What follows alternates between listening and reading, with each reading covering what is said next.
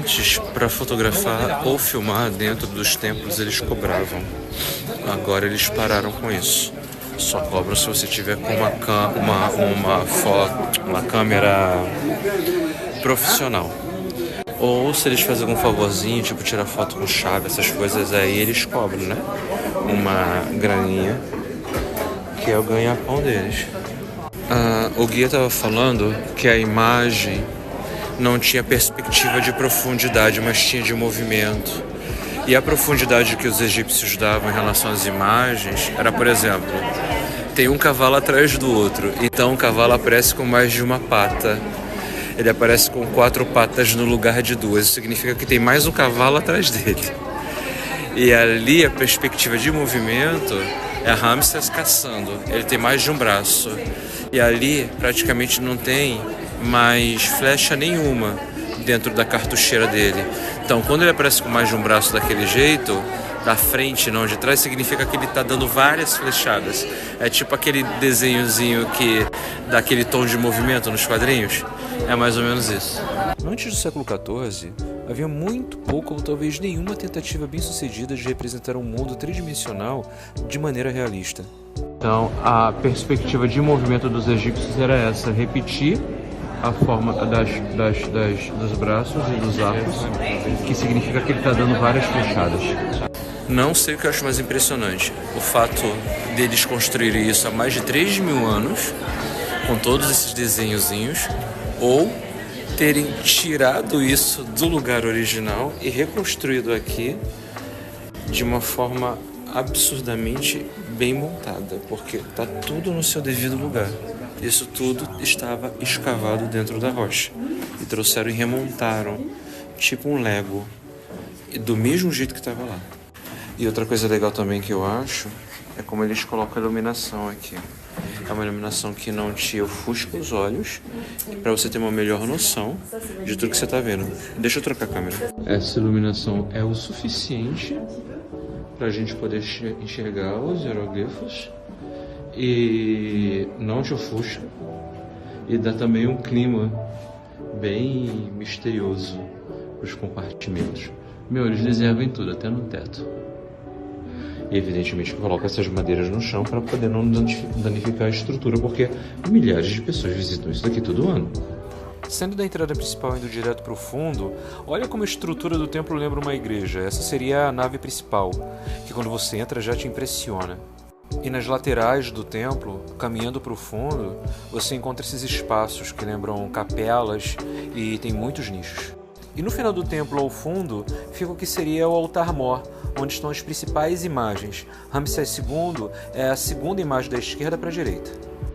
E como nas igrejas católicas, os templos egípcios tinham seu ápice, digamos assim, no fundo do templo, que era o altar-mor. Então a gente está aqui no final de tudo e é onde a gente consegue encontrar os altares principais.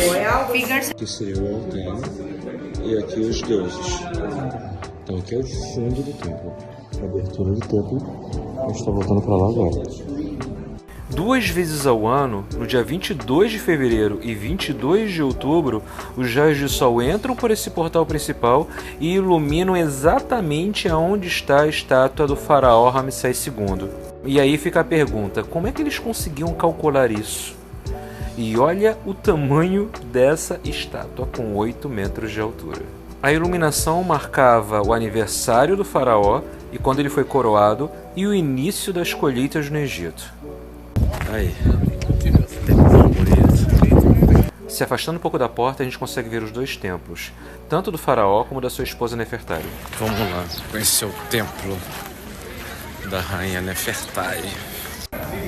Aqui a maneira que os meninos cuidam para ganhar dinheiro é eles oferecerem a chave da vida que está ali na mão dele para tirar foto.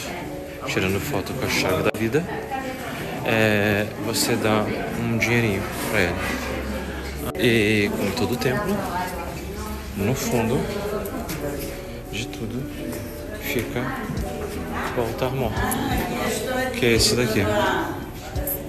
A chave da vida, que a gente vê por todos os lados, esse símbolo aqui, fica na mão dos deuses. E aí também fica na entrada dos templos a chave da vida. Esse deus é fácil de descobrir, é o Horus, que ele tem cabeça de falcão e tem um disco solar na cabeça. O templo de Nefertari foi construído por Ramsés II no século 13 a.C.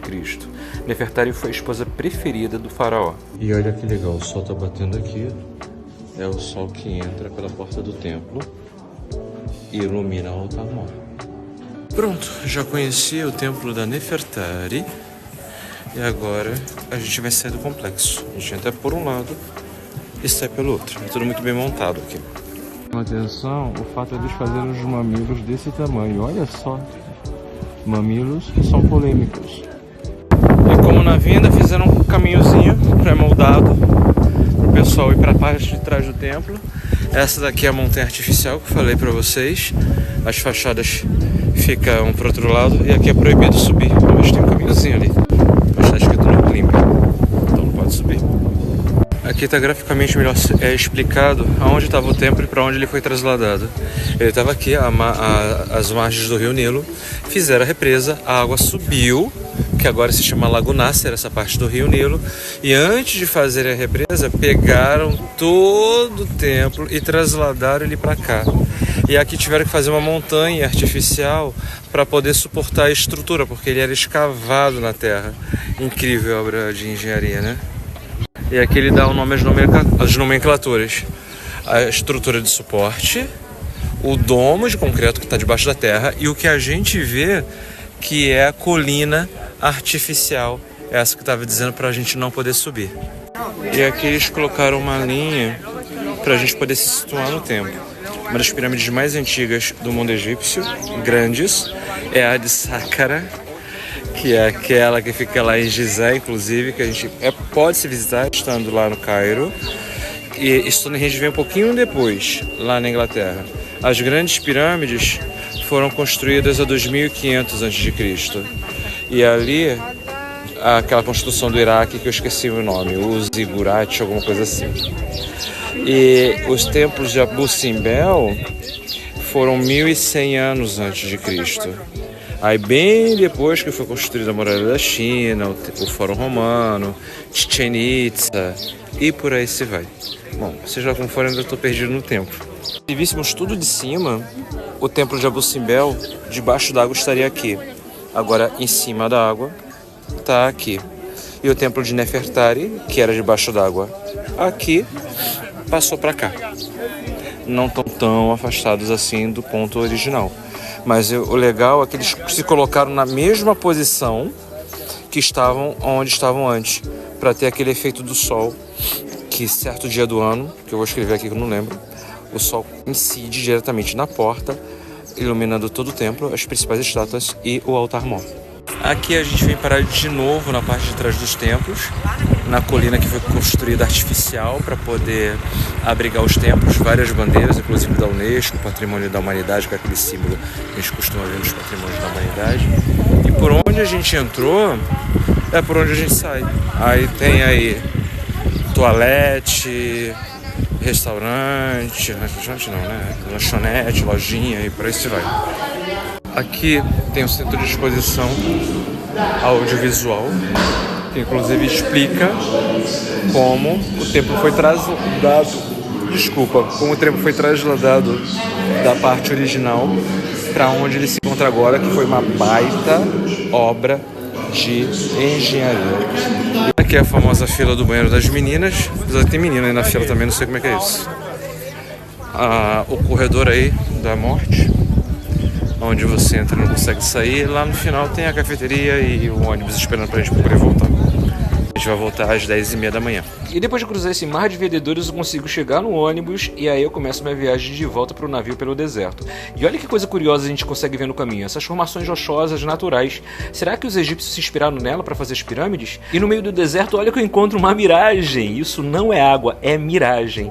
Se vocês gostaram do vídeo, por favor, comenta bastante para poder trazer mais vídeos legais para vocês, tá bom?